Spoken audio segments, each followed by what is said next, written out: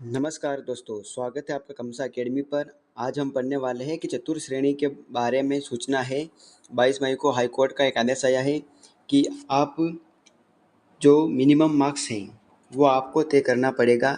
0 number वाले और minus वाले सिलेक्शन नहीं ले सकते। तो इसके अंदर देखिए कि हाई कोर्ट का क्या फैसला आया, फाइनल रिजल्ट का क्या होगा, प्रोविजनल लिस्ट और परिणाम वालों का क्या होगा। यानी कि जो परिणाम रद्द हो गया है ना, रेड नहीं, परिणाम जो है, जो परिणाम रद्द हो गया है उनका क्या होगा, रद्द होगा या क्या होगा, उसकी हम चर्चा करेंगे इसके अंदर कि हाई कोर्ट का क्या फैसला है। हाई कोर्ट ने कहा है कि जैसे कि 0 नंबर और किसी के अगर नेगेटिव नंबर आ गया है तो इनका सिलेक्शन कैसे हो सकता है। यह बात भी बिल्कुल सही है, लेकिन अब सरकार क्या कह रही है। देखिए, सरकार ये कह रही है, आलोक राज्य ने कहा कि जब एक बार गेम चालू हो जाता है तो उसके बाद नियम नहीं बदले जाते हैं।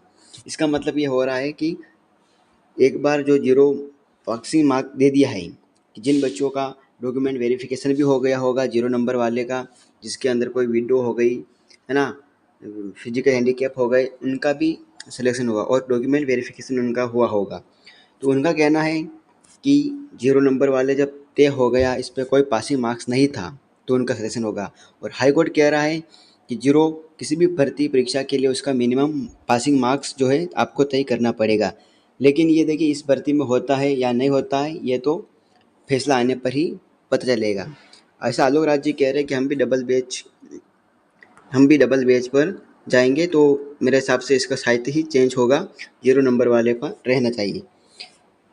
अगला है कि प्रोविजनल लिस्ट में क्या होगा कि जिसने भी डॉक्यूमेंट जमा नहीं करवाए उनको समय मिल सकता है 5 से 10 दिन का, उसमें वो करवा सकते हैं। और फाइनल रिजल्ट तो अभी ये मामला सुलझेगा उसके बाद ही आने वाला है।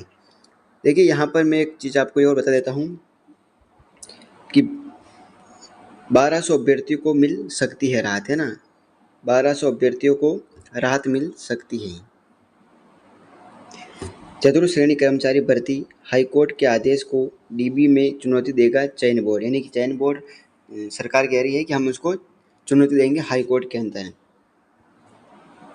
मैं आपको जूम करके दिखा देता हूँ, इसमें आराम से आप देखिए क्या है इसके अंदर। सिंगल बेंच ने शून्य अंक वालों का चयन कर दिया निरस्त। यानी कि हाई कोर्ट ने कहा कि जिसके शून्य अंक आए हैं उसको चयन का निरस्त कर दिया।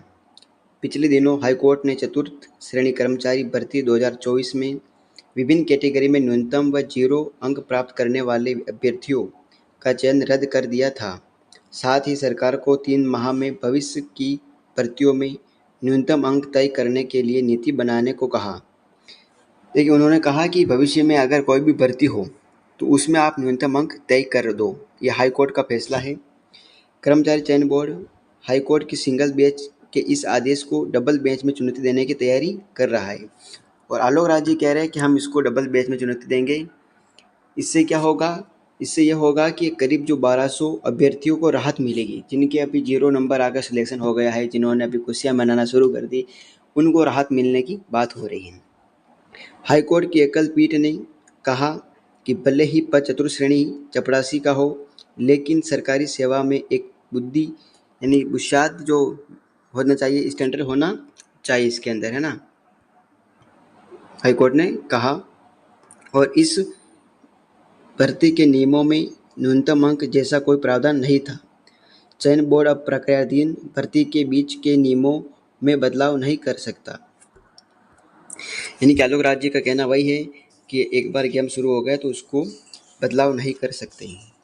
इतना ज़रूर है कि अगर कोई न्यूनतम पासिंग मार्क्स का नियम भी लागू होगा तो वह नियम बनने के बाद की भर्ती में लागू हो सकता है। यानी कि इस भर्ती के अंदर 99% ये नियम भी लागू नहीं हो सकता।